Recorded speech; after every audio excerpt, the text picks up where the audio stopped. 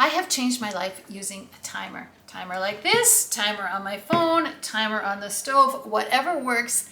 This little timer has changed my life dramatically. There's a few ways that this timer has changed my life. I used to dislike doing certain jobs. I dislike cleaning the bathroom. I dislike emptying the dishwasher. I dislike doing certain things like that, switching up the laundry. I just don't like it. So I timed myself. How long does it actually take to clean the bathroom? Like not a deep clean, but just a company ready, the surface is done, it is clean. It takes less than 2 minutes in my bathroom on the main floor here, which is what the company would see. Like I would argue in my mind and it would be nagging at me, and every time I saw it or used it, I would think to myself, I gotta clean the bathroom. I timed myself one day, all of that mental chit chat and chatter, and it takes less than 2 minutes. Get it done. The dishwasher, it's a pain to empty out the dishwasher. I get it, especially the cutlery. I don't like it. Time yourself. How long does it actually take to empty out the dishwasher? Then when you see it, just do it and get it done and get it off the mental to-do list. Otherwise, every time you're putting a glass down, something down, and you could go in the dishwasher, you're just making extra steps for yourself. Get rid of that and just do what needs to be done. If it takes less than 2 minutes, don't have it floating around in your brain as unfinished loops that you just have to remember to do at another time. Lots of people on their bed have tons of pillows. My husband hates putting the pillows back on the bed. But how long does it take? Time yourself. So at night when you go to sleep, you take all the pillows off. In the morning, my husband generally makes the bed because he's the last person out of bed in the morning. So he makes the bed, but he didn't want to put the pillows back. So time yourself. It literally took 23 seconds to take the pillows and put them back nicely on the bed. 23 seconds. So that can go one of either two ways. Either just do it yourself. Don't nag your husband or your partner about doing something that takes 23 seconds. Pick your battles. Or you could say, for me, to my husband, it took 23 seconds. It makes me happy. Could you just please take 23 seconds out of your morning to make me happy? Either way, everybody's life is different. Everybody's situation is different. Pick your battles. I'm not a relationship coach, so do what you have to do in your life. Another way to use your timer, especially on your phone, is to time yourself. You don't want to stop scrolling. You don't want to not know Facebook or Instagram what's going on.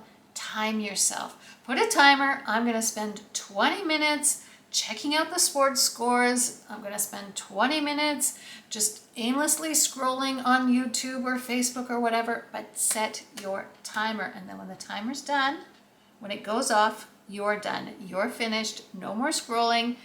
20 minutes is all that you have given yourself. Or look at the end of the day. Most phones now, they will keep track of the time that you have spent on different sites. And you would be amazed at how much time you have wasted. So become aware of that and use your timer to stop yourself. I use my timer as a mental trick to get myself started, to get myself starting to do something. The kitchen's a mess. I will literally say to myself, so that I don't fight, I don't argue, is I'm giving myself 15 minutes. I will do just what I can do in 15 minutes, and then when that's done, I'm finished. No guilt, no nothing, it's done. And then I don't have this argument in myself like, oh, I don't have an hour to clean the kitchen, because it always takes less time than you think. If you have an hour, you can spend an hour cleaning the kitchen. If you only have 15 minutes, you would be amazed at how good your kitchen would look after 15 minutes. Chances are you won't even stop then. You'll just keep going because you've already started. But set a timer so that you don't argue. It's that mental chatter, that mental, Stop it and trick yourself into just getting started. Before Netflix and Crave and Apple TV, and we actually had to watch stuff on the TV at a certain time of day, and we couldn't skip the commercials. If you got up during the commercials and just did a small little task, you would be amazed at over the course of a TV show what you could get done. So do that to yourself now. Set your timer. I'm going to watch my show on Netflix.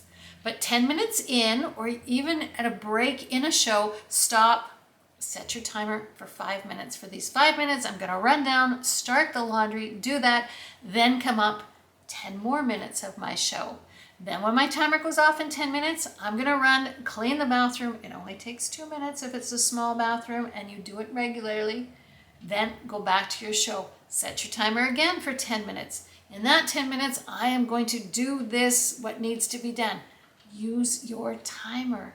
And it's funny how this little thing just tricks your brain.